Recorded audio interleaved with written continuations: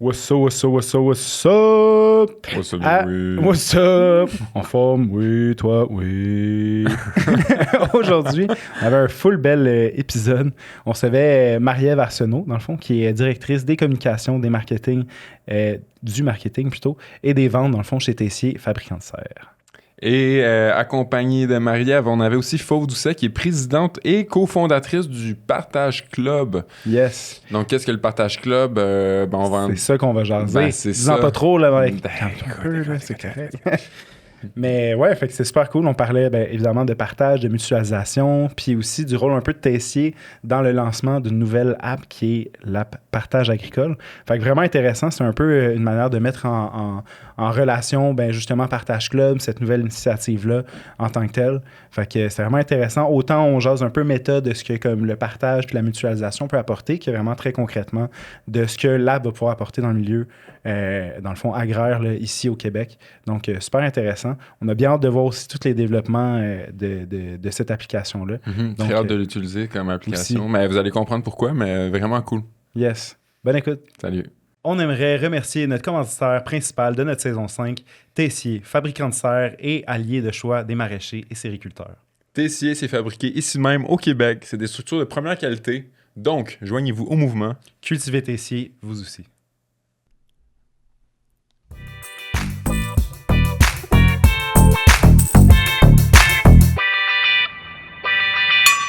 Une production Origine. Marie-Ève, Fauve, merci d'accepter l'invitation. Merci d'être avec beaucoup. nous aujourd'hui. Ouais. Je pense que j'aimerais ça qu'on commence déjà ensemble parce qu'évidemment, le thème de la discussion qu'on va avoir, ça va être beaucoup autour de la mutualisation. Puis j'aimerais ça comprendre, savoir un peu, vous, la genèse ou du moins, quand est-ce que vous avez commencé vraiment à incorporer, mettons, ce mot-là dans votre lexique puis que ça faisait vraiment partie de votre imaginaire, mettons. Tiens, tu peux y aller, Marie-Ève. Moi, je commence.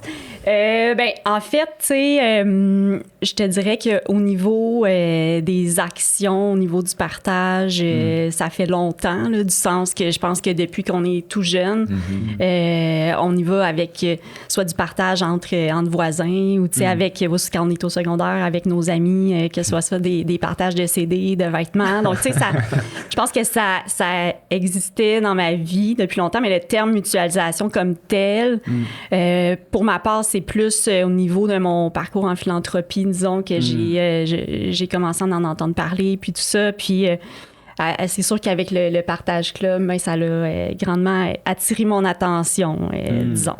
Nice. Donc, ouais. Moi, c'est sûr que le partage, ça fait partie de ma vie. Moi, j'ai compris très rapidement que demander et vous recevrez, pour la majorité, la majorité du temps, ça arrive. Mais le mot mutualisation, c'est, j'ai fait un cours de décroissance soutenable au HEC par Yves-Marie Abraham, ce fameux cours. Oui. On voit l'épisode qu'on y avec aussi, c'était super le fun. Ouais. Fait que ça a été vraiment... moi, dans le fond, j'allais là de manière assez aléatoire, en fait. C'est une amie qui m'a introduit à ce cours-là, puis j'étais pas une verte foncée dans l'âme, là. Puis, dans le fond, moi, j'avais une idée de projet de partage de jouets. Puis là, j'ai été exposée à la décroissance soutenable. J'ai été exposée que la mutualisation, donc, c'est un mot fancy pour parler de partage, en fait, était une des sources de dans le fond, qui pouvaient répondre, en fait, à pouvoir amener le concept de décroissance soutenable. Puis ce que je trouve intéressant dans le terme mutualisation, c'est que ça clarifie le fait que c'est pas juste du partage pur, ça peut être du troc, ça peut être du don, ça peut être de l'échange, ça peut être... Puis c'est là que j'ai compris qu'il y a vraiment des sous-spécialités sous la mutualisation qui fait partie de l'économie circulaire. Bref, on pourra en reparler, mais voilà. Puis pour enrichir là-dessus, moi, c'est ce que j'ai trouvé formidable de ce fameux mot mutualisation, c'est de se rendre compte que, oui, nous, on l'utilise un peu pour nos habitudes humaines et tout le tralala, mais que c'est plus grand que juste ce qu'on partage, de nos habitudes à nous humains, c'est dans la nature en soi. La mutualisation fait partie intégrale des phénomènes naturels, tu sais. Fait que ça, je trouve ça le fun aussi de prendre ça en considération puis de comprendre que c'est... c'est ça fait partie de la vie, tout simplement, tu sais. Ouais, tellement. Puis il y a quelque chose aussi d'intéressant, je pense, dans l'idée de mutualisation qui vient, qui est quand même assez similaire avec le partage, mais même on dirait qu'il vient raffiner un peu quand même le terme pour parler un peu de cet échange-là, puis du fait que c'est mutuel aussi, parce que je peux partager de quoi sans nécessairement y avoir nécessairement directement, mettons, un bénéfice ou un gain, on pourrait dire, mais que dans l'idée de mutualisation, il y a vraiment ce côté-là qui est plus qu'unilatéral, dans le fond, qui va dans les deux sens. Fait que super intéressant. Moi, je pense à ça. Je sais, tu parlais de tes expériences de partage, tout ça, puis on dirait que j'aurais pensé juste à genre, moi, quand j'étais jeune, on est comme 3 frères à la maison, puis au final... Je te vois venir. Ouais, c'est ça. J'étais comme, on partageait beaucoup, mais je me rappelle aussi, j'étais comme, est-ce que je demande à Mike, dans le fond, son chandail, ou je fais juste l'emprunter pour aller jouer dehors dans le bac à sable? J'étais comme, non, je veux juste l'emprunter. Ça, c'était pas de la mutualisation. C'était pas dans les deux sens, je Non, pense. exactement. Moi, juste avec un chandail Un neuf. vieux chandail souillé. Nice. Puis j'aimerais ça retourner vers toi, Marie-Ève, parce que tu nous parlais un peu de ton parcours personnel, justement, où tu abordais un peu la philanthropie. Mais chez Tessier, justement, en soi, c'est-tu quand même quelque chose qui faisait déjà partie un peu de l'approche? Ben, je dirais... Honnêtement, peut-être pas avec le terme, tout ça, avant qu'on aille, qu'on commence avec le partage là, mais c'est sûr que dans l'esprit d'équipe très familiale et entre les employés, il y en a déjà qui se fait au niveau d'aide. Puis là, tu sais, je parle en dehors là, des heures de travail. Là, s'il y a un employé qui a besoin de quelque chose, il y a souvent un collègue qui va aller l'aider. Ou, tu sais, puis on est beaucoup dans l'implication communautaire aussi. Donc, sans être un programme de mutualisation pur, il y en a déjà qui se fait comme à l'interne puis qui est un peu dans la culture d'entreprise super humaine, tu sais. Fait que, ouais. Nice. Très cool. Puis j'ai juste eu un flash aussi parce que je repensais à ça. C'est pas de la mutualisation non plus directement, mais il y a de quoi aussi dans cette espèce d'idée-là on dirait, d'opérer dans un espèce d'écosystème puis d'y participer. Mais je me rappelle quand on était venu vous visiter, c'est-tu Martin, je pense que vous avez fait faire la visite? Je pense que c'est Alex. Alex, oui, c'est ça. Qui nous parlait comme quoi les employés aussi, je pense, avaient comme accès à des rabais pour justement s'abonner à des paniers. Oui, bio. effectivement. Là, à chaque année, c'est un programme, en fait, pour encourager, finalement, les maraîchers, puis inciter les employés à favoriser les circuits courts, l'économie locale, la consommation locale, puis tout ça. Donc, oui, en effet. Moi, je me rappelle de cette visite aussi que vous aviez un petit gym avec un gros dummy là, en forme de humain. Fait que ça, vous partagez ça pour puncher ça, on le partage, oui, quand on a besoin de sortir des émotions, en effet. Nice. Puis, je retournerai vers toi, Fauve, parce que justement, là, tu as parlé qu'au moment que tu as fait le cours avec Yves-Marie Abraham, tu avais déjà quand même une idée qui était formée au niveau du partage d'un concept, du moins embryonnaire, de partage de jouets en soi. Ouais. Puis comment ça s'est passé un peu? Parce que clairement, il y avait quelque chose d'un peu champ gauche aussi dans cette idée-là. Comment ça s'est passé un peu, justement, ce passage-là de l'idée à l'action qui est comme... On s'entend souvent plus difficile. Là. Des fois, on a comme plein de bonnes idées ou des manières de vouloir intégrer des concepts qui sont cool, mais là, de le mettre vraiment concrètement en action, c'est quelque chose de plus difficile. Comment ça s'est passé, ce moment-là? T'sais? Ben moi, ça faisait un petit bout que je pense que la surconsommation puis l'idée de justement mutualiser, là, c'était vraiment... je trouvais ça complètement débile, le nombre de jouets. Quand je suis devenue maman de mon premier enfant, j'habitais dans un condo à Montréal, puis là, il fallait que je fasse des rotations de jouets parce que les jouets, on les voyait plus. C'est comme, c'était n'importe quoi, le temps, l'espace. C'est oui, la conscience environnementale, mais économiquement, au niveau de l'espace, je trouvais ça juste fou. Mais en même temps, j'ai pas pu acheter un tricycle à mon gars. Parce que, tu sais, j'avais tellement trop de choses, mais en même temps, j'avais pas d'espace, puis je voulais donner de l'abondance. Moi, il y avait comme un côté de, OK, ben, tu sais, on s'éduque, puis on veut pas surconsommer, mais on veut continuer à être dans l'abondance. Ben oui. Puis il n'y a rien de mal à avoir de l'abondance. Puis en fait que là, moi, au début, j'avais une idée vraiment de boîte, un subscription box de jouets qui pourrait se passer, puis qu'on n'a pas, tu sais, un peu location. Puis là, quand je faisais mon plan d'affaires pendant que j'avais une job très, très demandante en tant que vice-présidente chez Cossette. Ouais, tu sais, disons que je chômais pas, là. Puis on the side... Ouais, t'es comme... C'est ça, le gros... ouais. Mais... Non, c'est ça. Ben, j'avais quand même griffonné une espèce de plan d'affaires, mais ça fonctionnait pas au niveau des chiffres. Puis, tu sais, j'étais comme, bon, ben, tu sais, à un moment donné, peut-être que j'aurai la chance. Puis moi, en fait, la vraie histoire que je commence à raconter un peu plus, c'est que j'ai fait un burn-out, malheureusement. Puis j'ai été obligée de ralentir. Puis c'est à ce moment-là que j'ai eu le cours de décroissance soutenable. Puis là, il y a des petits fils qui se sont... J'ai dit, OK, mais en fait, pour partager, ça prend pas nécessairement un lieu physique, ça prend pas nécessairement de le livrer. En fait, il faut juste que les gens soient proches. Puis finalement, c'est pas juste des jouets, en fait, c'est tout ce qu'on a à la maison. Puis dans le fond, tout le monde peut en profiter. Puis c'est là que pendant le cours, j'ai fait je vais faire une étude de marché. Puis de l'étude de marché, les gens me disaient qu'ils étaient willing de faire ça. Ben là, j'ai fait un projet pilote. Ça a été des groupes Facebook. Ça s'appelait Toc Toc Toc à l'époque. Wow. J'ai invité des mères dans mon quartier. J'ai dit, les filles, à l'îlot de cuisine, on se prend un petit verre de vin. J'ai dit, on va essayer quelque chose. On va essayer de rien s'acheter pendant les 3 prochains mois. Puis on va toutes mettre des photos sur un groupe Facebook. Puis c'est de là que c'est parti, que ça a monté à comme 300 membres dans mon quartier. Puis il y avait d'autres quartiers qui voulaient le partir. Puis là, il y a des maires à Bécomo qui m'appelaient. Puis ils me disaient, je veux faire partie du projet pilote. Puis là, j'étais comme... OK, c'est des groupes Facebook, là. Puis là, j'étais sur le point, j'ai un bébé projet, j'étais supposée retourner travailler, puis j'étais comme, OK, je pense qu'il y a assez de potentiel pour que je parte là-dessus temps plein, mais d'un autre côté, j'étais comme, je suis en train de lâcher ma grosse job pour faire des groupes Facebook. J'étais comme, oh mon Dieu! Vertigineux un peu, là. Ouais, c'est ça, j'ai du frisson juste à y penser, on dirait, là, c'est comme... Mais je me suis lancée. Puis aujourd'hui, c'est ça, je travaille avec Marie-Ève, puis c'est un délice de le faire pour le monde du maraîchage, donc voilà. Très nice.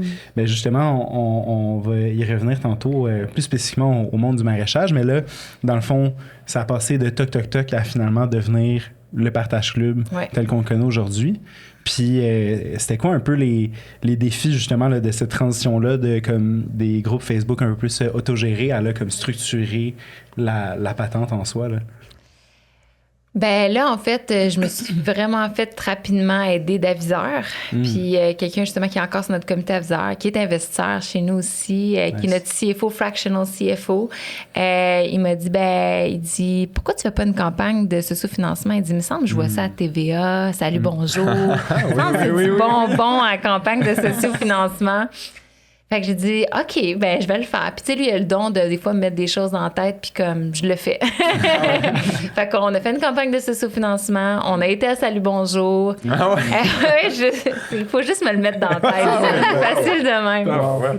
Puis de là, il y a des investisseurs qui nous ont contactés, des anges investisseurs, puis ils sont vraiment tombés du ciel dans tous les sens du terme. Puis ils nous ont dit, on veut investir. Je les connaissais pas. On a fait un brunch, parce que moi, c'est comme ça. J'ai dit, bon, ils vont sûrement vouloir apprendre à se connaître avant qu'on investisse ensemble. Donc, on a levé un premier 350 000. Fait que j'ai pu engager des vraies personnes, parce qu'avant, c'était juste des bouts de personnes. Ouais. Des bouts de personnes. J'adore ça. C'est ça, un pigiste. Mais non, mais pigiste, c'est des bouts, c'est pas un FPI complet. Là, c'est des gens bénévolement qui m'ont donné du temps. On a fait une application qui tenait avec... des band-aids. Là. C'était vraiment... puis on a lancé officiellement en juin 2023. Mais voilà. Wow. Quand même cool. Très hot. Puis en 2023, quand ça a été lancé, la réception à ce moment-là, ça ressemblait à quoi? Ben, on a repassé à Salut Bonjour. C'est ça. Les gens sont là, Salut Bonjour, bon reach. Merci Gino. Ouais, c'est extraordinaire, Gino. Mais non, mais de là, en fait, ce qui est arrivé, c'est que, ben là, c'est sûr, ça a fait un coup. Puis au début, notre modèle était vraiment pour les citoyens, pour partager entre voisins.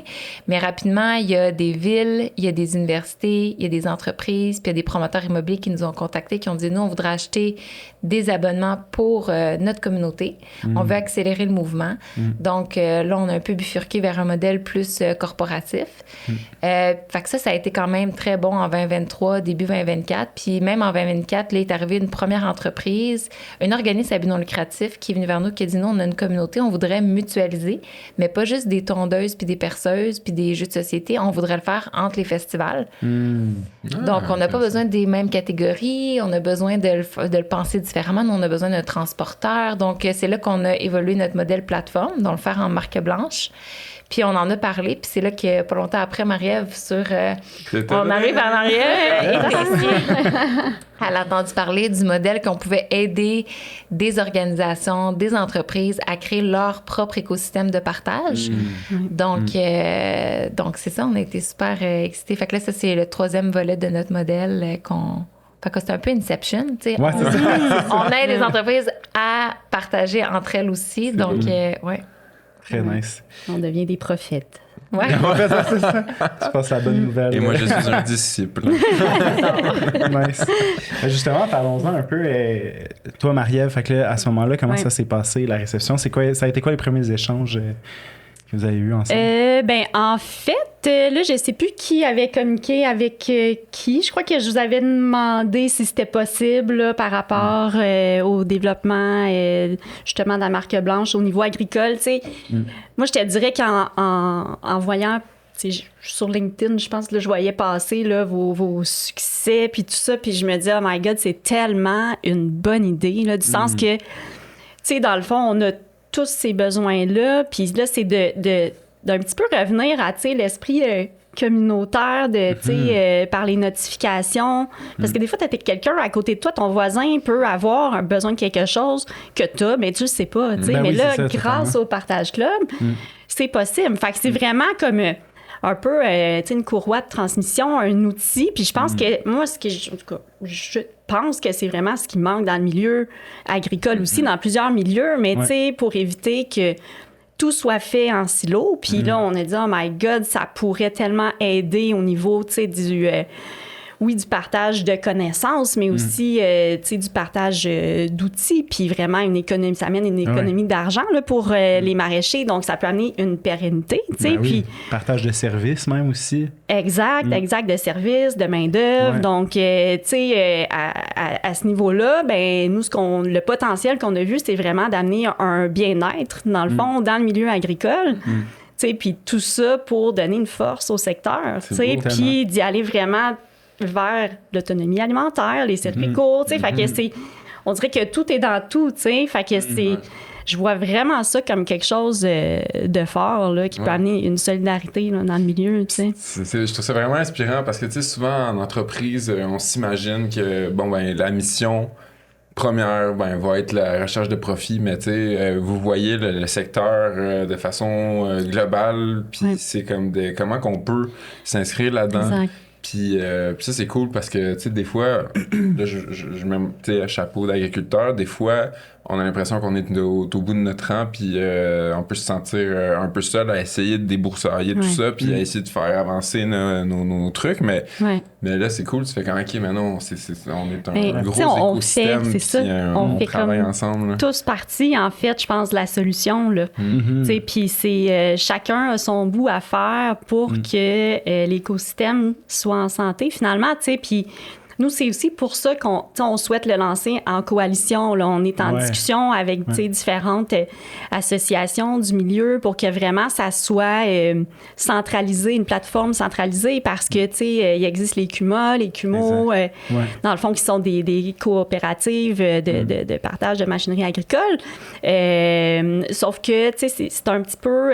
c'est pas centralisé. Donc là, même le modèle des CUMA pourrait embarquer finalement dans le partage agricole. Okay. Ben oui, ça peut rejoindre ça aussi. Super intéressant. Je trouve même que ça apporte aussi une notion d'accessibilité, tu sais, parce que justement, mettons, au niveau des CUMA, premièrement, t'en as pas partout, ça dessert pas toutes les zones, même chose pour les CUMO. Exact. Puis, en tant que tel, t'as tout le temps la notion aussi de c'est quoi ton échelle, tu sais, c'est quoi ton type de production, tu sais, ça se peut que tu sois pas nécessairement touché par ça, puis après ça, d'aller dans des associations ou de faire des pauses pour comme verbaliser le fait de genre, hey, j'ai besoin soit d'aide de main-d'œuvre ou tout ça.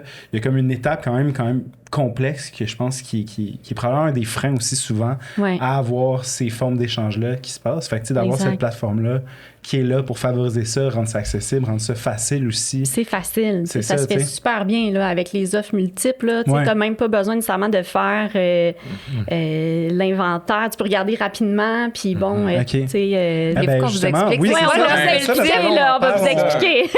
Les idées sont Je vais laisser Fauve y aller là-dessus. Mais concrètement, meilleur que moi.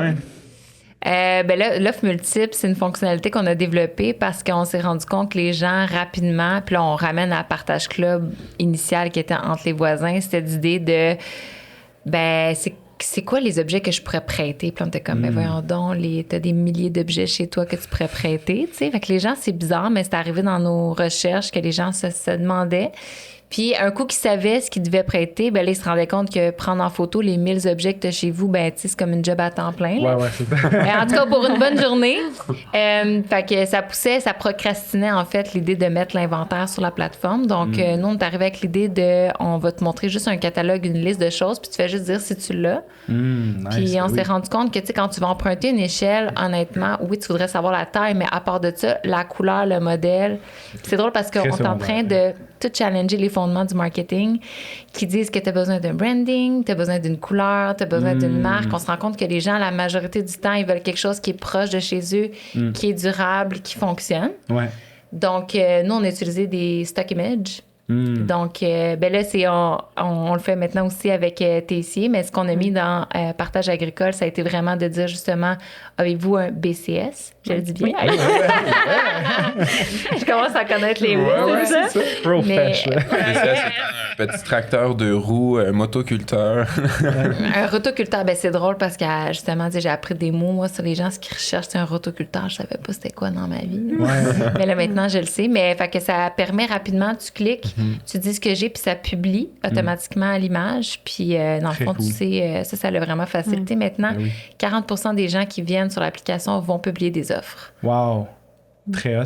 Mais c'est tellement une bonne idée parce qu'effectivement, genre, clairement, ça devait être un frein, même, admettons, pas au niveau agricole, puis dans le niveau agricole, probablement encore plus. Ouais, parce qu'il y a ça aussi, puis ça serait ma question aussi. Tu sais, on le sait, il y a quand même une grande partie des agriculteurs et agricultrices qui ne sont pas nécessairement une génération jeune. Là, on arrive, puis justement, il y a un manque de relève, tout ça. Est-ce que vous savez un peu c'est quoi la réception par rapport à ça? Comment aussi l'app a été conçue même pour répondre aux besoins de personnes qui, justement, ne sont pas nécessairement autant familiers à genre utiliser toutes sortes d'applications, avoir toujours le téléphone proche aussi? Tu y vas, j'y vais. Ben, Tu y vas, j'y vais. tu peux Vas-y, commencer j'y vais. peut-être par les données ou expériences que tu as de ton côté avec le partage là, mais étant donné, tu sais, nous, c'est pas encore lancé, mais l'utilisation est quand même très facile là, de base, mais je vais te laisser... Oui, ben on a parlé à justement, nous, on s'est fait poser la question sur des villes où est-ce que justement les populations étaient plus âgées, puis c'est super important d'être inclusif dans notre approche. Puis tu sais, en faisant des recherches, on s'est rendu compte que tu sais, c'est quasiment au-delà de... Puis je veux m'assurer, au pire, on mettra une note à la fin du podcast.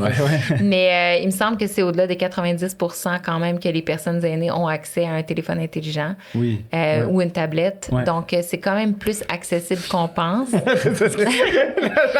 tablette est bien populaire. On rit pas des autres, on les aime. Écoute, j'ai ma tablette. Avec amour. moi, Ben oui, Ouais, puis Mike c'est- a sa tablette aussi. Donc, Des fois le matin avec ton petit café. Là. Ouais, excuse-moi. fait que je dirais que dans le fond, tu sais, côté mobilité, ben, tu sais, ils sont pas si décalés par rapport à ça.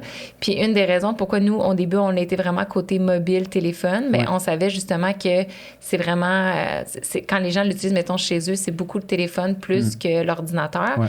Puis je pense que dans le milieu maraîcher, ben, tu sais, bientôt, on va le lancer, mais on a quand même fait un comité exploratoire, tu pourras en discuter, pour comprendre, en fait, les besoins des maraîchers. Puis c'est pas ressorti que, dans le fond, ben, tu sais, côté mobile... Il n'y avait pas de crainte par rapport à ça. Ou de... Non, je pense qu'ils sont aussi quand même assez mobiles, leur téléphone sur eux. puis, Exact, ouais. Non, toujours. Puis tu sais, je voulais pas non plus sonner réducteur ou tout ça, mais c'était plus par curiosité de comprendre justement, c'est ça, tu sais, le bassin, mettons, ou le profil de personne en soi qui allait être touché par l'application. Mais tu sais, en tant que tel, clairement que je pense qu'aujourd'hui, tu sais, tout le monde a pas mal des téléphones mobiles. Tout le monde est habitué quand même aussi déjà, puis une certaine forme de littératie, mettons, quant à l'utilisation, puis tout ça. Fait. Tu sais, je te dirais, l'enjeu qui est ressorti, c'est peut-être plus au niveau du rythme de vie occupé, là, surtout pendant la saison. Ben là. oui. Fait que d'où l'importance aussi de la facilité, rapidité là, d'utilisation. Là. Ouais. De ne pas avoir à prendre des photos. Oui, passer en c'est école, ça. je vais prendre des photos genre des mères, ça 10. Puis là, comme, c'est quand même cool aussi d'avoir cette fonctionnalité-là aussi. Ouais. Puis justement, parlons-en un peu des rencontres. Là, comment ça s'est passé un peu l'approche pour pouvoir justement lancer le partage agricole?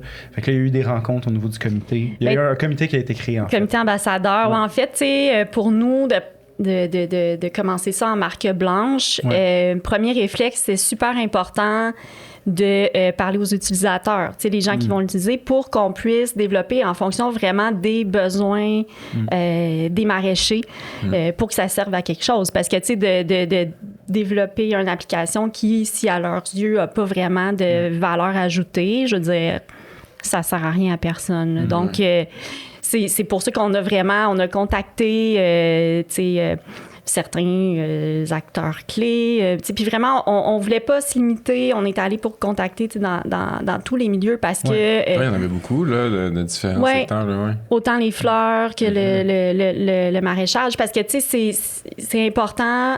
Pour nous, je pense que chaque secteur a à apprendre d'un autre secteur. Tu sais, même peut-être au niveau mise en marché, tu sais, un plus petit maraîcher peut prendre certains conseils d'un grand maraîcher qui a une expérience X, Y, Z. Donc, dans le comité, il y a même un formateur, là, tu sais. Exact. Wen Roland, pour ne pas le nommer, qui, tu sais, est dans un complètement autre secteur, mais quand même, tu vois l'intérêt de sa présence, tu sais, juste par comment il peut, après ça, aller référer ses étudiants à besoin de quelque chose, mais on va là-dessus. C'est ça. C'est cool.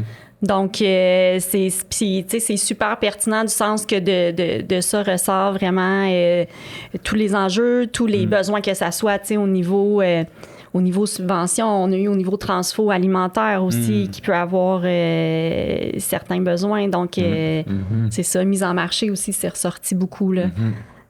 Très cool. Tu sais, je pense que nous, c'est tellement inspirant de savoir que justement, il y a un travail comme ça, puis une application qui va être rendue disponible parce que c'est déjà quelque chose qu'on constatait dans notre milieu, tu sais, au final, dans notre, on pourrait dire, petit écosystème, notre chambre d'écho de maraîchers ou de farmers, notre coin, que t'sais, on était tous un peu dans le même genre de type de production, fait qu'une plus petite production, avec un peu moins de moyens, moins de levier aussi d'investissement, puis de réaliser que pour nous, c'est vite venu l'idée de justement dire qu'on devait se mettre ensemble pour réussir à aller justement chercher soit d'autres marchés ou juste à pouvoir profiter de l'expérience de l'un de l'autre puis des installations, tu sais. Mais là, de savoir que ça peut être comme plus globalisé, c'est très cool. Puis même dans notre coin, au final, nous, on a accès à une petite gang de maraîchers, mais t'as plein d'autres farmers qui sont autour de nous, qu'on se connaît un peu moins. Il y en a un qui fait de la production porcine, fait qu'on n'est pas dans les mêmes réseaux, on se voit pas nécessairement dans des marchés, tu sais. Fait que c'est vraiment ça permet cool d'ouvrir la communication, parce que je pense que vous faites le partage de paniers ASC, dans le sens que vous produisez les piments, puis dans le fond, avec d'autres qui vont produire d'autres choses. Mais tu sais, c'est possible, ça aussi, là, grâce à l'application, de mettre en commun, regarde, moi, j'ai cette production-là, est-ce que vous l'embarquez avec moi, tu sais, fait que... Moi, c'est vite ce que j'ai senti en participant à quelques-unes de ces comités-là, c'est de me dire comme pour nous qui faisons des paniers collectifs, c'est tellement des fois laborieux d'appeler l'un, faire comme t'as-tu des céleris, appeler l'autre, t'as-tu des concombres en surplus, puis là, d'essayer après ça moi-même de faire puis d'organiser tout ça, mais de faire comme écoute, si tout le monde a déjà mis son offre là-dessus, je peux juste aller facilement accéder à ça. Mais juste vite fait, c'était un aparté, ça m'a fait revenir un peu en arrière, mais je trouve ça vraiment cool parce que ça m'a fait penser au titre du livre de Yves-Marie Abraham qui dit partager plus et décider ensemble. Puis c'est là que je trouve ça cool des comités exploratoires, c'est de se dire comme OK, ben malgré que c'est une initiative qui a été menée par vous, mais au final c'est mené ensemble. Puis, tous. Les gens peuvent se réapproprier aussi. Exact. Puis ça, je trouve ça toujours inspirant, ces procédures-là, malgré qu'elles soient plus laborieuse, j'ai l'impression. En tout cas, j'imagine, juste à certains moments là, dans les comités, tu sais, plein de monde qui lançait des idées, puis toi, pauvre, qui était comme « Ah, OK, je prends ça en note, je vais t'abonner avec ça. » Ou « OK, on n'avait pas pensé à ça. » Puis tu sais, je me dis hey, « Quel travail ça doit... Massif. Ben oui, ça va prendre de toujours faire du back and forth avec les nouvelles infos qui rentrent. C'est quand même... Juste dans nos petites rencontres, des fois qu'on se fait, on est à 3, puis là, finalement, tu sais, des fois, tu penses que là, t'arrives finalement à une finalité, puis là, quelqu'un est comme « Ah ouais, dans le fond, apporte un bon point. » Puis t'es comme « OK, on se remet sur la planche à dessin. » Là, on repart un peu le processus. Mais c'est tellement plus riche, tu sais. Ben oui, vraiment. Ouais. Vraiment. Moi, À seul, Oui. on va plus vite. Ensemble, on va plus loin. Ben oui, tellement. Puis moi, je veux juste avant que tu tombes sur l'autre sujet aussi, c'est que nous, voir ce processus-là, c'est que de un, comme disait Marie-Ève, c'est que ça amène la pertinence parce que, tu sais, on pensait développer X, Y fonctionnalités, mais il y en a d'autres qu'on a repriorisées quand on a entendu les besoins, justement, de la communauté. Puis, fait que ça a été pertinent pour avoir plus de pertinence. Mais au-delà de ça, c'est qu'on mobilise, comme vous l'aviez dit. Fait que ce qui fait en sorte, c'est que les gens s'approprient puis que quand on va justement lancer, ben c'est plus juste l'application que nous, on a bâtie, mais comme on a embarqué les gens. Puis ça, c'est vraiment clé avant de lancer un projet de mutualisation. Nous, on le fait toujours avec des ambassadeurs parce que il faut que la communauté soit là. Sinon, ça va pas, ça débloque pas. Donc, c'est clé quand même si c'est plus long. C'est super important. Très nice. Puis tu m'avais dit aussi, tu m'avais un peu parlé en pré-entrevue que on va briser le 4e mur, on fait des pré-entrevues au balado, mais que justement, il y avait comme... C'était proche, tu sais, à ton cœur là, d'avoir comme une version du partage club qui serait adaptée justement au milieu agricole. T'es-tu dans de nous en parler un peu? Ouais. Ben, moi, dans le fond, mon beau-père, c'est un fermier, en fait, bio. Puis, dans le fond, on est souvent à sa terre avec les enfants. Ils ont appris tout sur la terre. Donc, on passe beaucoup de temps là. Puis, quand je lançais le projet Toc Toc Toc à l'époque, ben, tu sais... rapidement, dans le fond, quand on a lancé, ben il y a eu la terre de chez nous qui a fait une entrevue avec nous de dire, ben justement, est-ce que vous pensez que ça pourrait marcher pour le milieu maraîcher? Puis là, ben j'ai appelé mon beau-père, puis j'ai dit comme, hey, tu peux-tu faire l'entrevue? Fait qu'il s'est ramassé à la terre de chez nous en entrevue. Nice. Puis ben dans le processus, quand on commençait pour recruter nos ambassadeurs, ben moi j'ai dit, j'en ai un que c'est sûr qui va joindre. Oui, mon beau-père. Yes. Donc, il était en fin de carrière, mais tu sais, il connaît bien l'écosystème. Il a amené, ben c'est lui qui a amené, je pense, Anne de Cadet-Roussel. Ouais. Ah ouais, OK. Ouais, ben, nice. Puis ce qui est beau là-dedans, c'est que quand tu rentres dans une communauté, ben c'est une communauté. Hein. Fait que lui, il connaît elle. Fait que là, il y a... Puis on pourra en parler aussi, mais tout est en lien avec la confiance. Pour qu'il y ait du partage, il faut qu'il y ait de la confiance. Puis si c'est un autre fermier qui connaît, un autre maraîcher qui connaît ils vont dire « Hey, moi, je suis là-dessus. Est-ce que tu viens là-dessus? » Puis c'est comme ça qu'on embarque une communauté. C'est pas juste en faisant de la pub partout. Puis il y a vraiment un côté très grassroots communauté qu'il faut avoir. Puis c'est ce qu'on a fait avec l'aide de Valérie aussi, qui est ce projet qui nous a vraiment... à chaque semaine, t'es comme « On a un autre ambassadeur, puis un autre ambassadeur. » Puis qui est très impliqué. Très cool. On est à 30, je pense. Trentaine de gens déjà sur l'application qui sont motivés, qui sont... Tellement cool. Puis ouais, tu sais, particulièrement plus dans le milieu agricole, je pense que ce côté-là, grassroots, est très présent. Là, tu sais, beaucoup de bouche à oreille, c'est comme un très petit monde à la grandeur du Québec quand même. Là. Puis tu sais, je sens que les valeurs, le vouloir est là. Oui. C'est vraiment comme juste d'avoir, on dirait, l'outil. J'ai l'impression que c'est la solution, tu sais, qui est là. Puis des outils, il y en avait un peu dans ce sens-là, mais oh mon Dieu, c'était pas c'était pas user-friendly, là, disons. Moi, tu sais, il y a la fameuse page, puis beaucoup vont reconnaître là, mais le RJME, le réseau des joyeux maraîchers, qui est une chaîne de courriels interminable avec des sujets là, tellement intéressants. Puis, absolument. Puis mais il faut que tu défiles, parce que des fois, c'est ça. Non, ta boîte de courriels. Puis là, à tous les jours, je fais juste classer mes courriels du RJME. Je suis tanné. Mais tu sais, je lance ça dans les airs, là, puis là, je sais pas si je devrais le faire, mais les RJME, tu sais, tout ce beau contenu-là, comment on peut les aider à l'organiser? Ouais. Faudrait voir, faudrait en parler. Il y a une espèce de page forum, je sais pas, En tout cas, il y aurait quelque chose d'un partenariat potentiellement. On verra si on le garde au montage. Parce que oui, c'est ça, sur cette page-là, il y a du monde qui sont là à dire j'ai des plans de ci, j'ai des plans de ça, mais au final, après ça, il y a des idées qui se partagent, il y a des réflexions qui se lancent en groupe. Fait que, ça va dans tous les sens un peu. C'est intéressant. Mais clairement, il pourrait avoir quelque chose. Un lien avec du réemploi. Oui. Nice. Puis pour éviter aussi des heures sur Marketplace à essayer de trouver du matériel agricole à travers des affaires qui n'ont pas rapport. C'est comme ça qu'on se ramasse tout le temps à acheter, genre, un nouveau porte-filtre pour la machine à café. Genre. Là, t'étais censé checker pour un tracteur, puis là, finalement. Moi, j'aimerais ça aussi comprendre un peu, premièrement, c'est quoi justement la prochaine étape pour le partage club, mais même aussi, j'ai envie de comme comprendre économiquement comment ça marche aussi, tu sais, comment ça peut se passer, parce que en tant que tel, justement, c'est un projet qui est comme incroyable. Puis comment ça se passe pour que justement ce projet-là aussi vive vraiment, puis puisse comme être autant que ça veut comme pérenniser justement les agriculteurs, les agricultrices, mais que le projet en soi se pérennise. Ouais. Question. Oui, c'est ça. Un peu crunchy. Non, mais en fait, c'est sûr que, étant donné qu'on est allé avec la marque blanche, elle a quand même requis un investissement de notre part parce qu'on y croit vraiment. Ben oui.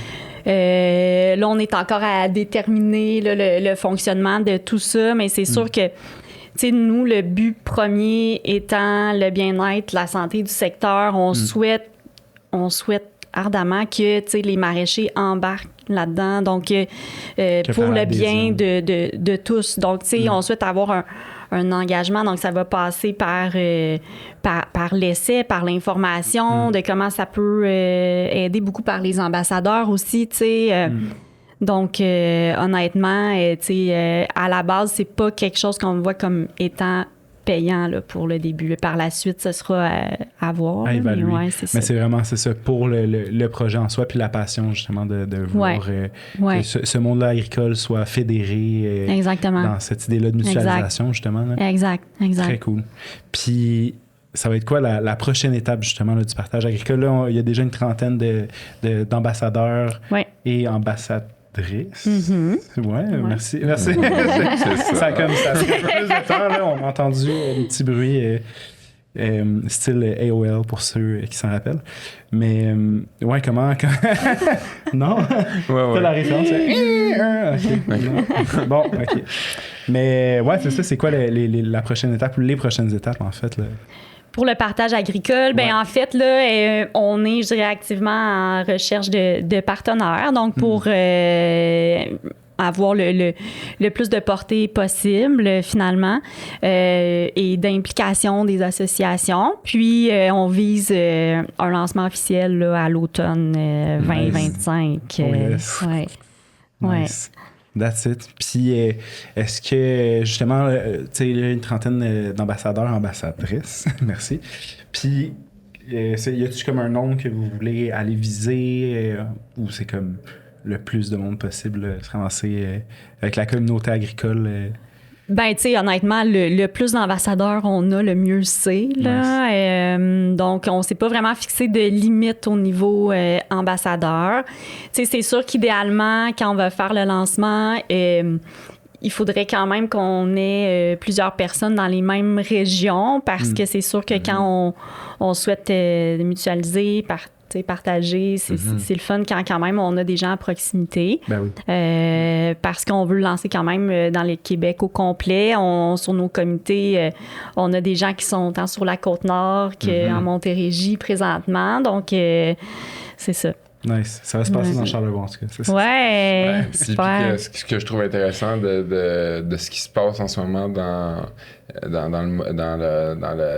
l'écosystème agricole, là, encore, disons ça comme ça, mais tu sais, on a vu depuis longue durée, là, je pense depuis les années 50, là, le nombre de fermes qui a diminué d'année en année. Récemment, on a vu un essor des fermes qui ont recommencé à augmenter, puis on a attribué ça aux petits maraîchers qui s'installent beaucoup. Puis on en est un très bon exemple aux Éboulements, qui est un petit village là, connais pas le nombre d'habitants, mais Genre 2-3 000. Là. pas très gros.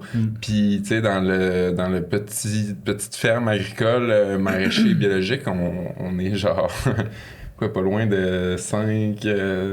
Ouais, pas tout en maraîchage direct, là, mais direct, mais il y en a qui font des petits fruits, ouais. des fleurs, des fruits, mais on est comme 5 dans genre... Un rayon de 30 km. Rayon, là, tu sais. Ouais. Puis j'ai l'impression que s'il y a un essor de ces genres de petites fermes-là, puis souvent, justement avec les moyens économiques plus limités de ces petites fermes-là, l'idée de pouvoir justement commencer à mutualiser et d'avoir des outils pour nous aider à le faire.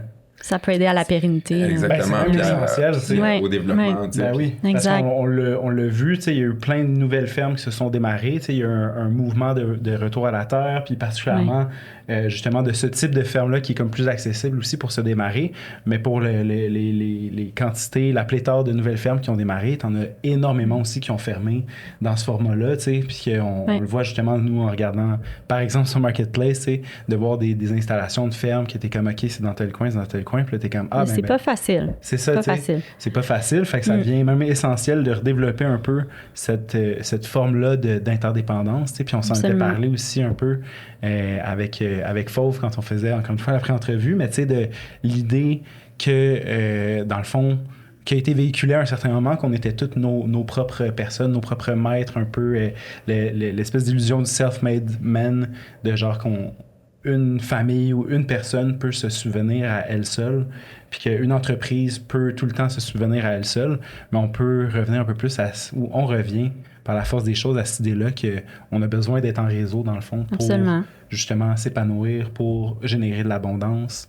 Fait que je pense que c'est... Mais tu sais, ça va aider à la pérennité des fermes locales, je pense, puis pour le mieux-être de tous les Québécois en général, du point de vue santé aussi, mais on s'entend que de partager aussi va amener une richesse au niveau social, au niveau communautaire, de la même façon que les fermiers de famille vont amener un aspect communautaire de rencontre. Tu vas chercher ton panier, des fois tu peux aller à la ferme, tu sais d'où ça vient, tu parles à ton fermier, tu sais, c'est ça. Donc, je pense qu'il y a vraiment un beau côté de tissu social aussi qui peut se créer, qui est vraiment inspirant puis qui peut vraiment être bénéfique là, pour la communauté. Ben oui, 100%. Ouais. Je pense que j'aimerais ça aussi souligner, premièrement, je vais reprendre la phrase, j'ai un petit lapsus. J'aurais aimé ça, en fait, savoir, dans le fond, c'est quoi peut-être les enjeux ou les défis qui restent encore à venir, mettons, à régler avant cet automne là, pour le lancement en tant que tel là, de partage agricole? Ben, je te dirais que, tu sais, l'enjeu, c'est de peut-être convaincre les maraîchers qui vont avoir le temps de le faire et que, fait que ça, c'est par l'information, c'est par l'accès à la plateforme, tu sais. C'est honnêtement, souvent, même pour le comité ambassadeur, il y a personne vraiment qui a dit qu'il n'y avait pas d'intérêt. Tu sais, c'est vraiment le temps, le rythme de vie effréné, le fait que, tu sais, c'est pas facile, là, surtout en saison. Donc là, tu sais, je pense que ça va être d'informer le plus possible, de donner accès, tu sais, puis fait que ça, je dirais que c'est le principal défi. Sinon, avant le lancement, tu sais, moi, je vois, on avance bien au niveau là, technologique, identité visuelle. Je peux peut-être te laisser aller voir si toi, tu identifies d'autres choses, là. Il y a plein de petites choses, mais je pense qu'il y a le nerf de ce qu'on... Puis, tu sais, on le voit dans d'autres écosystèmes aussi, c'est le changement de comportement. Puis, justement, je reviens d'une super conférence à Paris, Change Now, qui était vraiment extraordinaire. Si vous avez la chance d'y aller un jour dans votre vie, c'était vraiment transformateur pour moi. Ah ouais? Ouais, c'était magnifique. Change Now. Change Now, ouais. T'avais plein de gens de plein d'écosystèmes, des cosmographes. Il y avait Nathalie Portman. Il y avait genre du monde du Guatemala. C'était vraiment éclectique là, comme monde. Puis c'était vraiment profond. Ça parlait pas de ce que j'entends toujours d'un point de vue d'impact social environnemental, mais il parlait de changer les comportements. Puis 3 choses pour changer les comportements, puis moi, je l'ai encodé. Là. Premièrement, ça doit naître d'une insatisfaction. Donc, tu sais, le problème économique de l'écosystème, en ce moment, c'est une vraie insatisfaction. Tu sais, c'est un pain point. Fait que ça, va falloir vraiment faire un bon travail à pouvoir le dire de comment on répond à ça. Ça, c'est le premier volet. Le deuxième, je vais aller avec le troisième, puis je vais revenir au deuxième, qui est probablement une des choses peut-être les plus difficiles, mais le troisième, on le fait bien avec le partage-là, puis on va le faire bien avec partage agricole, c'est faire le premier pas. Mettre un objet, répondre à un besoin, demander la première fois, faire le premier pas. Puis le deuxième, c'est ça, parce que Marie me regarde, puis elle est comme, je sais même pas où est-ce que tu t'en vas avec ça. Je trouve ça fascinant. Je m'attendais pas à attendre Nathalie Portman. Le deuxième volet, c'est il faut voir où est-ce qu'on s'en va. Ça veut dire quoi un monde maraîcher où est-ce qu'en fait, on est interconnectés, puis on s'entraide, puis on partage 3 fois par semaine? Ça ressemble à quoi? Qu'est-ce que ça a l'air quand on connaît en fait tout notre écosystème de maraîcher, puis qu'on n'achète plus, que finalement, c'est toutes des ressources qui se baladent, puis qui sont interconnectées. Ça ressemble à quoi un monde où est-ce que le partage, on respire, puis c'est la première chose qu'on pense, c'est est-ce qu'on l'a déjà? Est-ce qu'entre nous autres, on peut s'autosuffire puis s'entraider? Parce qu'aujourd'hui, puis je pense que le milieu maraîcher le fait de manière, de manière ponctuelle, mais ce n'est pas la norme parce que depuis des centaines d'années, en fait, on se fait dire qu'il faut être indépendant financièrement. On survalorise l'indépendance. Et là, on commence à revaloriser l'interdépendance. Puis on le voit, là, c'est que ça fait pas longtemps, là, je pense que ça fait même pas 100 ans. J'ai un cosmographe qui m'expliquait ça. On est en train de revoir notre perception du monde. T'sais, avant, on pensait que la Terre était carrée puis qu'on tombait. À un moment donné, il y a eu les 7e ciels. Mais ça fait même pas 100 ans. Puis là, c'est parce qu'on vit 80 ans qu'on s'en rend compte. Là. Mais si on le prend sur des milliers d'années, là, il y a une révolution qui est en train de se passer. On s'est rendu compte que les ressources de la Terre sont limitées. Puis là, ça fait pas longtemps qu'on s'en rend compte. Fait que là, ça veut dire d'où est venue l'économie circulaire, mais ça fait pas longtemps, là, on est au balbutiement. Ça veut dire qu'on est toutes des cellules, on est tout importants, puis la Terre est comme un organisme vivant, puis on est interconnectés, on est le vivant. Puis ça va aider pour le milieu maraîcher énormément, mais ça veut dire que toi et moi, on est interconnectés. Ton succès va avoir du succès pour moi. Le succès de garder la nature va avoir un impact sur nous. Le sol, on est dépendant du sol. Vous le savez, parce que vous êtes dans le milieu maraîcher. Mais le monde ne conçoit pas cette idée. Que ce sol-là nous nourrit. C'est tout vient de là. C'est fou, là. Une des conférences, il me disait, si vous voulez résoudre les problèmes du monde, là, mettez vos pieds dans le sol. Allez jouer dans le sol. Faut passer plus de temps connecté au sol. Puis j'étais comme soil. Puis là, j'étais comme genre, puis j'étais comme, y a-tu vraiment dit soil? Puis là, j'étais comme mettre les mains dans la terre puis se reconnecter à ça. Mais on est connecté à la nature, on est connecté, toi et moi, on est connectés ensemble. C'est l'interdépendance qui est une nouvelle façon de percevoir notre monde, percevoir comment on peut vivre ensemble.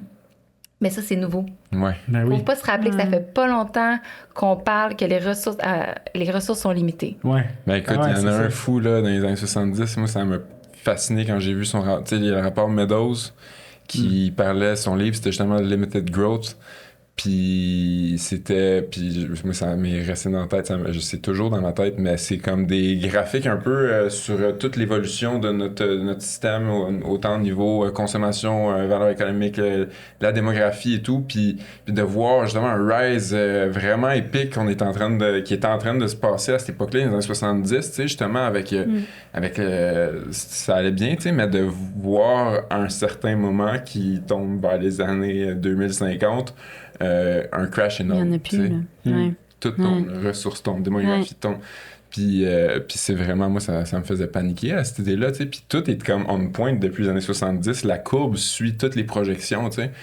Fait que là, on est à se dire comme, on va assister comme ça à un switch, à un changement de paradigme. Donc, pourquoi pas imaginer celui qui soit souhaitable, puis qui, tu sais, comme tu dis, qui soit empreint de, tu sais, de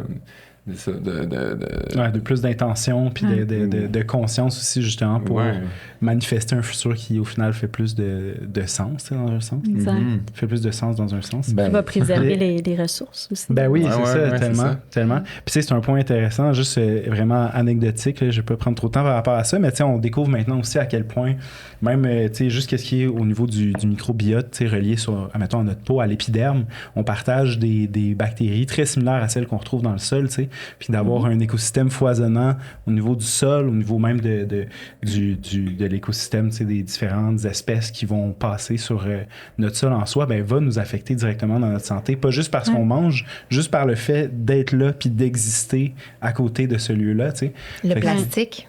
On respire du plastique, on en a dans notre corps. Tu sais, il faut arrêter. Les gens ne réalisent pas. Je suis comme, tu sais, de l'infertilité. Il y a plein de choses en ce moment. On ne se rend pas compte là, qu'on est comme. On le voit pas, mais on a besoin. Mais tu sais, c'est ça qui c'est pas direct. Tu sais, l'effet n'est pas direct. Donc, c'est difficile à concevoir parce que c'est abstrait. Tu sais. Mais l'humain a besoin de voir. C'est pour ça qu'il y avait tout un narratif aussi sur regarder des films, d'être capable de se le visualiser. L'humain a besoin de voir pour comprendre. Tellement. Puis c'est de là que je trouve intéressant de se dire, OK, ben on est à un moment où on doit un peu réimaginer notre monde. Puis ben justement, il faut le voir. Puis on voit beaucoup de la science-fiction nous aide des fois à projeter dans le futur. Puis c'est problématique des fois de voir la science-fiction comment ils nous projette dans des scénarios de merde. Apocalyptique, guerre civile, name it. Mais de voir des projections, tu sais, que ça soit par par le culturel ou autre, mais qui soit positif ou qu'on peut voir justement, on peut voir un monde où on vit en harmonie entre nous, entre la nature. Tu sais, j'ai l'impression que c'est ça qu'on a besoin pour un peu nous nourrir puis de s'imaginer. Là-dedans. Là. D'où l'importance des initiatives, c'est comme Partage Club, comme le partage agricole. Au moins, là, ça donne des exemples concrets de justement comment on peut se remettre, comment on peut se remettre ensemble, comment on peut justement s'apporter mutuellement dans nos défis, dans ce qu'on a à relever, puis dans nos succès aussi. Fait que merci énormément. Puis j'aimerais ça savoir justement où est-ce qu'on peut suivre là, le développement de partage, de l'application Partage agricole. Bien, présentement, c'est sûr, sur les réseaux sociaux de Tessier. Éventuellement, il va y avoir un site web, là, Partage agricole. Donc, mais ça va être vraiment à l'automne, là, 2025, officiellement, ça va être lancé. On suit ça. Puis j'imagine aussi qu'il va y avoir un gros party. Là, un gros party. Gros party. Let's go! On peut faire ça chez vous. On va faire ça, oui! À Charlevoix! On fait ça. On invite la communauté Les Idées Radicules, puis let's go. On fait ça. On lance ça dans l'univers. En plus, à l'automne, nous, il y a tout le temps une belle gang de sautés qui vient d'un peu partout faire du kimchi puis de la transformation à la ferme. Bon, c'est lancé. On pourrait quasiment joindre les deux événements. Ça serait quand même cool. C'est ça. Ça serait un beau mix de crowd. Autant des maraîchers, des familles, des hippies aussi, il faut le dire. C'est quand même une belle mixité sociale, ça aussi, à chaque année. Parce que on fait une célébration du kimchi qu'on appelle. Là, fait que c'est pendant la saison des récoltes. Là, tout le monde vient à la ferme puis on fait du kimchi en gang. Fait que tout le monde a leur petit atelier, il y en a qui coupent du chou, des oignons, il y en a qui brassent les affaires, il y en a qui vont récolter les choux. Puis ça fait vraiment un beau party, justement, un peu qui sort un peu de ce qu'on est habitué, tu sais. Puis fait que ça serait pas pire d'avoir un événement là qui pourrait être mixer tous ensemble, laisser fermenter les idées. Merci tellement, Fauve et Marie-Ève, d'avoir été avec nous aujourd'hui. C'est vraiment une belle discussion. J'ai hâte de commencer à me mettre sur la plateforme puis à pouvoir faire des échanges dans Charlevoix. Pour vrai, je pense que c'est vraiment le début d'une nouvelle ère. Là. C'est le début. C'est le début d'un temps. C'est là que je pensais que tu avais aller aussi. Nice. Fait que, un grand merci. Puis on se revoit très bientôt. On va se tenir très au courant aussi des développements. En tant que bon ambassadeur, on va partager aussi la bonne information. Ben oui, évidemment. Génial. Merci d'avoir été des nôtres pour cet épisode du balado Les Idées Radicules. Pour rester à l'affût de tous les épisodes à venir, vous pouvez vous rendre sur le site web d'Origine au www.origineqc.ca et évidemment, vous pouvez vous abonner aussi là, aux pages Facebook, Instagram et YouTube d'Origine. Tous les liens vont être dans la description de l'épisode. Vous pouvez aussi écouter Les Idées Radicules sur Spotify, Apple Podcasts, Balado Québec et YouTube Music. Et si vous aimez ce balado et vous aimeriez nous soutenir, vous pouvez vous abonner à notre page Patreon. Donc, c'est sur patreon.com/idéesradicules. On veut dire aussi un gros merci à la formidable équipe des studios SF. Merci. Et un encore plus gros merci à notre équipe, à nous qui sont derrière les micros. On parle de notre coordonnatrice Camille Cloutier et de nos productrices Alissa Martel et Safia Barou. Fait qu'un gros merci. Merci la gang. À la prochaine.